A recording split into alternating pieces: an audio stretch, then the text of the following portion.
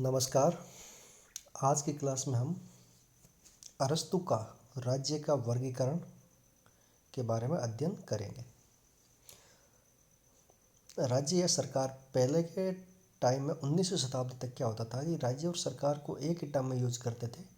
वर्तमान political scientist राज्य और सरकार को अलग अलग संदर्भ में यूज करते हैं। तो अरस्तु के अनुसार जो सरकार का वर्गीकरण है वही राज्य का वर्गीकरण है।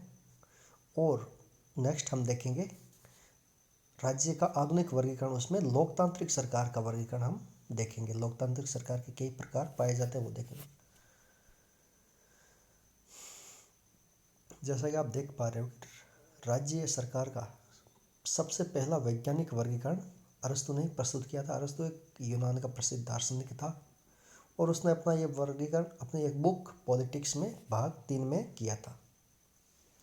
और उसके वर्गीकरण का आधार था शासन के कार्य में हिस्सा लेने वाले व्यक्ति और उस शासन का उद्देश्य क्या है, उसके आधार पर उसने अपने वर्गीकरण किया था। तो आधार कौन कौन से थे? शासन में हिस्सा लेने वाले व्यक्तियों की संख्या और शासन का उद्देश्य।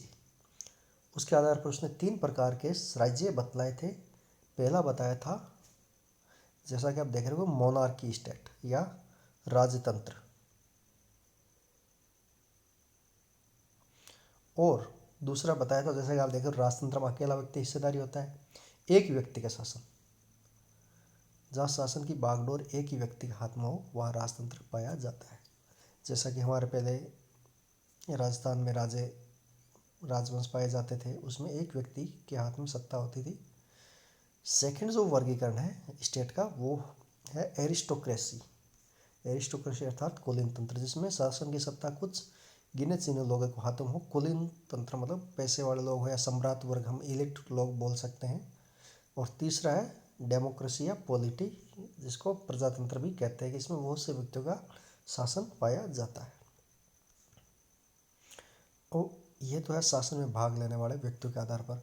अब जो अरस्तु ने इनके उद्देश्य या गुणों के आधार पर जो वर्गीकरण किया था वही इसमें है कि एक व्यक्ति के शासन में भी उसके 2 रूप पाए जा सकते हैं, एक उसका शुद्ध रूप और दूसरा उसका विकृत रूप। शुद्ध रूप होता है तो वो होता है राजतंत्र। विकृत रूप होता है कि निरंकुश बन जाता है राजा, अपना मनमाना करता है, जनता पर अत्याचार करता है, जैसा कि हिटलर ने और मुसोलिनी ने किया था। कुछ व्यक्तियों का शासन है उसका शुद्ध रूप है, वो है कुलीन तंत्र या अभिजात तंत्र। और विकृत रूप है उसका है वर्ग तंत्र या अल्पतंत्र। वर्ग तंत्र अर्थात अपने वर्ग के लोगों का ही फायदा करना, दूसरे वर्ग को पीड़ित करना। और जो फाइनल वर्गीकरण था बहुसंख्यक व्यक्तियों का शासन, जिसे हम पॉलिटी बोलते हैं, उसमें शुद्ध रूप है वो है बहुतंत्र या संवैधानिक तंत्र, और विकृत रूप है वो है भीड़ तंत्र या प्रजातंत्र। अरस्तु कहता है कि जो शासन में कई व्यक्ति हिस्सा लेते हैं वो मूर्ख लोग होते हैं। उनको ये ज्ञान नहीं होता है कि शासन को कैसे चलाना है। वो पैसे के लालच में किसी को वोट दे सकते हैं, अपने विवेक का यूज नहीं करते हैं, तो वो भीड़ तंत्र बन जाता है। सब व्यक्तियों को अगर आपने मताधिकार का अधिकार दे दिया तो सारे लोग में विवेक नहीं पाया जाता है। अकॉर्डिंग टू एरिस्टोटल, अरस्तु के अनुसार सब व्यक्तियों में विवेक नहीं पाया जाता है, तो शासन का रूप विकृत रूप धारण करता है, तो वो भीड़ तंत्र बन जाता है। जो शुद्ध रूप होता है वो होता है बहुतंत्र या संवैधानिक तंत्र, जिसमें सबकी बातें सुनी जाती हो, किसी का शोषण नहीं होता हो, सबको अधिकार दिए गए हो।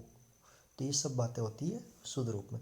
यही राज्य का वर्गीकरण है। एक व्यक्ति का शासन, कुछ व्यक्तियों का शासन होता है इस प्रकार का राज्य, और कई व्यक्तियों का शासन होता है तो वो उस प्रकार का राज्य। और अरस्तु ने इन सब में राजतंत्र को सर्वश्रेष्ठ शासन प्रणाली बताया। आप लोकतंत्र मत करना। वर्तमान समय तो सर्वाधिक जो सर्वश्रेष्ठ शासन प्रणाली वो है लोकतंत्र, परंतु अरस्तु ने जो बताया वो राजतंत्र को बताया कि विवेकशील राजा होता है वो अपने अकॉर्डिंग शासन की स्थापना करता है और जन कल्याण के लिए काम करता है। और डिसीजन मेकिंग की शक्ति विकृत कई जगह अगर बिखरी होती तो राज्य उचित समय पर उचित कदम नहीं उठा पाता, तो इसलिए उसने राजतंत्र को सर्वश्रेष्ठ शासन प्रणाली कहा है। और शासन की स्थिरता भी रहती है, इसलिए उसने उसको सर्वश्रेष्ठ शासन प्रणाली कहा है। तो ये अरस्तु का मुख्य वर्गीकरण था राज्य से संबंधित। तो अरस्तु ने अपने संवैधानिक तंत्र शब्द का प्रयोग आज के शब्दार्थ में लोकतंत्र के लिए किया है, और लोकतंत्र का प्रयोग उसने आज के संदर्भ में भीड़ तंत्र के रूप में किया है। तो इस वर्गीकरण से एक चीज़ स्पष्ट होती है कि एक व्यक्ति के शासन अपने शुद्ध रूप में और भ्रष्ट रूप दोनों में पाया जाता है, तीनों शासन की प्रणाली में हिस्सा लेने वाले। अब वर्तमान समय में अगर हम देखें कि राज्य के स्वरूप या सरकार के स्वरूप किस प्रकार के होते हैं, तो सरकार के रूप होते हैं वो वही राजतंत्र, कुलीन तंत्र और लोकतंत्र के रूप में ये परंपरागत वर्गीकरण चलता आ रहा है। और इसमें भेद परिस्थितियों में कोई महत्व आज के टाइम रहा नहीं है। आज तो सरकार के दो मूल भेद है, प्रथम लोकतंत्र और दूसरा अधिनायक तंत्र या तानाशाही। अधिनायक का मतलब होता है जैसा कि मनमाना शासन, एक व्यक्ति विशेष असीमित शक्ति का प्रयोग करता है और अपना मनमाना आचरण करता है, जैसा कि आप वर्तमान उदाहरण इसका हिटलर और मुसोलिनी लिख सकते हैं। और वो लोकतंत्र होता है जिसमें जनता का शासन जनता के द्वारा जनता के लिए, अब्राहम लिंकन ने इसकी सबसे क्लासिकल परिभाषा दी थी, वो पाया जाता है। अब लोकतंत्र के अगर हम विभिन्न रूप देखें, वैसे तो हम आगे अलग से पढ़ेंगे लोकतंत्र को विस्तार से, पर एक बार आप सरसरी नज़रों से अगर हम देखें तो उसमें शासन में जनता की भागीदारी के स्वरूप होता है। तो उस प्रकार लोकतंत्र अगर शासन में हिस्सेदारी प्रत्यक्ष रूप से है, जैसा कि स्विट्जरलैंड में पाया जाता है कि सब लोग राज्य का बारे में कोई भी नीति निर्माण और नीति को क्रियान्वित करने का कार्य उस राज्य में पाया जाता है, सब लोग एक जगह बैठ कर लेते हैं। ये उस जगह पाया जाता है जहाँ जनसंख्या बहुत कम होती है। भारत जैसे देश में अप्रत्यक्ष लोकतंत्र है, जहाँ पर हम अपना शासन विधायक और सांसदों के माध्यम से चलाते हैं। तो ये भागीदारी के स्वरूप के आधार पर। दूसरा है कि राज्य के प्रधान के पद ग्रहण करने की पद्धति किस प्रकार की पाई जाती है। अगर वंशानुगत है तो वो राजतंत्र होगा, और जनता द्वारा निर्वाचित होकर पद ग्रहण करता है तो वो गणतंत्र पाया जाएगा। अब धर्म का राज्य से संबंध कैसा, इसके आधार पर भी धर्मनिरपेक्ष और धार्मिक राज्य पाए जाते हैं। ईरान जैसे एक धार्मिक राज्य है, रिलीजियस स्टेट है, भारत एक धर्मनिरपेक्ष राज्य है। आर्थिक व्यवस्था के आधार पर भी पूंजीवादी और समाजवादी राज्य पाए जाते हैं। पूंजीवादी जहाँ पर मुक्त अर्थव्यवस्था मुक्त होती है, बाजार शक्तियों के अधीन होती है, राज्य कोई हस्तक्षेप नहीं करता है, लेजोस्फेयर के सिद्धांत पर चलता है, हस्तक्षेप के सिद्धांत पर चलता है।